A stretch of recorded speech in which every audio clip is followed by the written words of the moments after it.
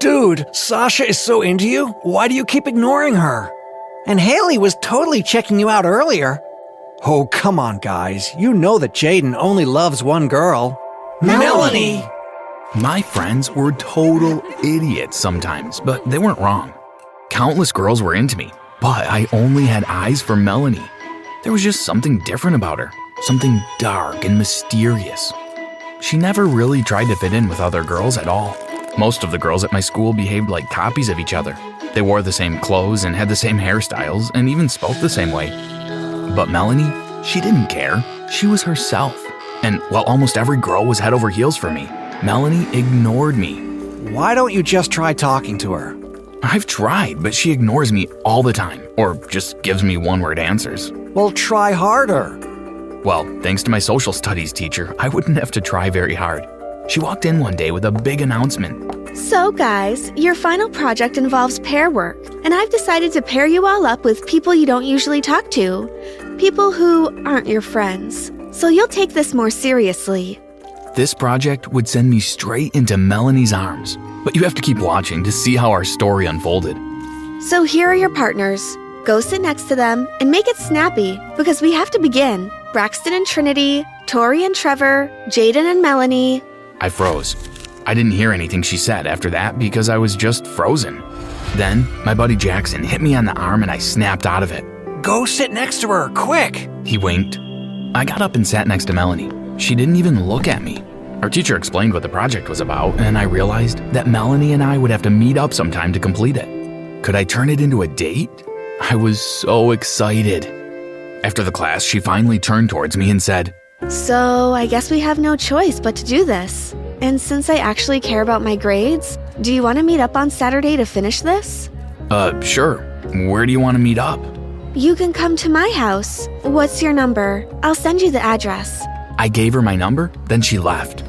It was only Monday, and Saturday felt like it was an eternity away. The night before, I couldn't sleep, and on the day, I nearly jumped out of my shoes when I saw a text message from her. It read, "Here's my address. See you at lunchtime," and she typed the address below. She surprisingly lived quite close to me. I just had to take a bus for 5 minutes, and the rest was walkable. When I got there, though, I was shocked out of my mind. I didn't know that Melanie's family was filthy rich. At first, I even thought I was at the wrong house because it was so huge, but I saw her looking through one of the windows. Most rich kids at my school boasted about it, but Melanie didn't, and that made me like her even more. Now, you know how they say that most rich people are snobs and can be mean and unapproachable? Melanie's family was the total opposite. The door shot open and her 2 older brothers came running out. Hey, Jaden, Melanie's waiting upstairs, but you can come to the video game room when you're done with your little project. We need an extra player. I'm Chase. And I'm Sawyer. You guys have a room just for video games? Yeah, doesn't everyone? Anyway, nice to meet you, Jaden. There's Melanie. Have fun and see you later. Thanks. Melanie came downstairs to get me because I'd have probably gotten lost if I tried to find a room on my own. Sorry about my brothers. They're weird. I don't think they're weird. They're just super friendly. Yeah, and that's weird. We worked for a while, and then I went to play games with Chase and Sawyer. I was having so much fun that I lost track of time. It was so late that Sawyer had to drive me home. He had such a cool car. Even after our project was done, Chase and Sawyer kept inviting me over, and before I knew it, the whole family knew and loved me. Well, except Melanie, who seemed to love ignoring me. Then one evening, I was having dinner with them, and his mom asked me something totally unexpected. Hey, Jaden. This summer we're traveling to our island, and we'll spend a few weeks there. We think you'd love it. Would you like to come? We'll pay for everything. Wow, you guys have an island? Well, of course, honey. We're rich.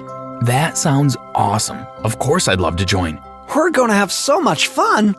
Everyone seemed excited that I was coming along. Well, except Melanie. She showed no emotions. Anyway, let's skip through the boring parts about asking my parents for permission and packing.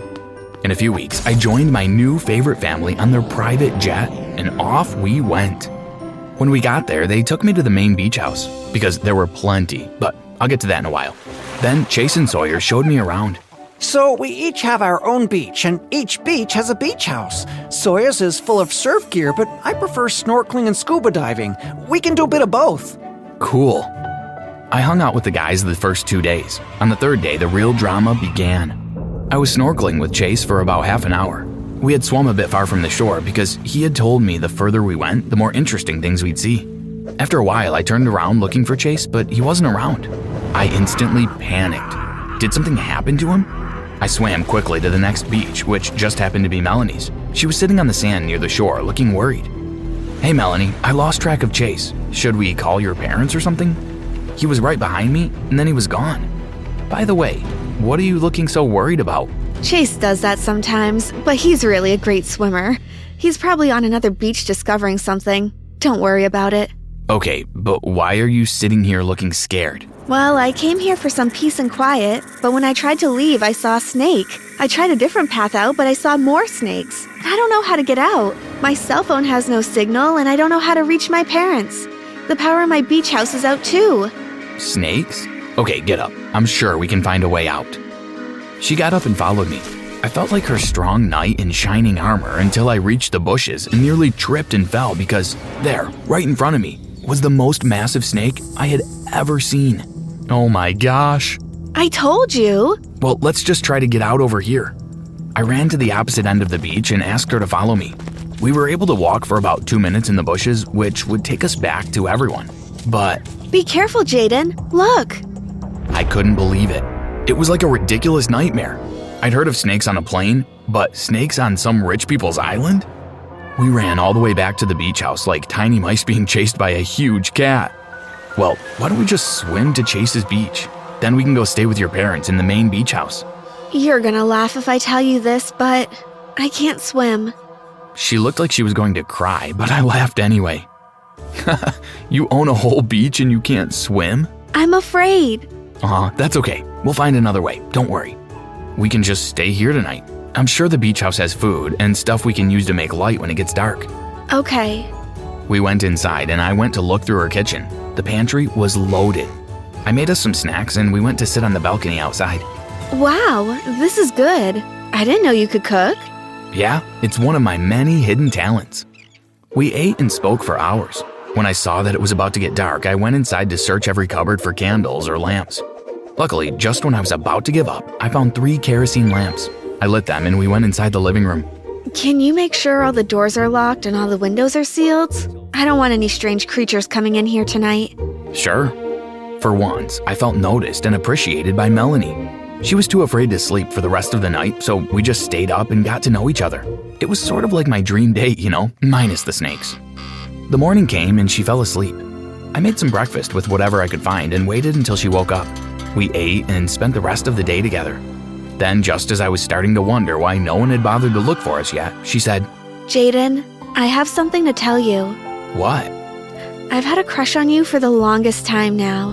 "What?" I was in shock. I was the one who asked my parents to invite you here. They know. My brothers know too. I've had a crush on you for ever. All my friends know. I ignore every single girl because I only have eyes for you. Then we kissed, and it was like a dream come true. Come, let's get out of here. She held my hand and led me out of the house. But what about the snakes? They're not real. This is all a setup so we could be trapped here for a while. I didn't know how else to tell you I liked you. I'm pretty sure this all seemed totally insane to you, but it actually made me like Melanie a little more. We walked until we got to the main house. Melanie's whole family was waiting for us with silly grins on their faces. So, are you two a couple yet? Yes, Mom. Great! Let's go to Paris to celebrate. Wait, what? So since then, I've been dating this girl who has these cool parents who fly me to all these different cool parts of the world, and I'm having a blast. I mean, I'd have a blast even without that stuff simply because Melanie is finally by my side now. She's the best girlfriend in the world.